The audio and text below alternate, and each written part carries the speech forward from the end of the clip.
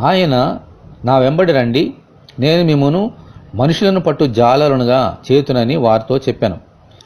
పేతురు, ఆంద్రేయ మొదలైన యేసుక్రీస్తు శిష్యులంతా చేపలను పట్టే జాలరులు.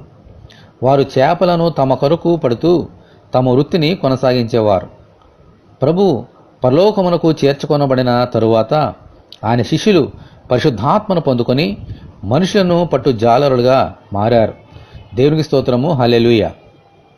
అయితే మనుషులను వారి కొరకు పట్టలేదు, దేవుని కొరకు ఆయన యొద్దకు నడిపించుటకు పట్టారు. ఆమేన్, హల్లెలూయా.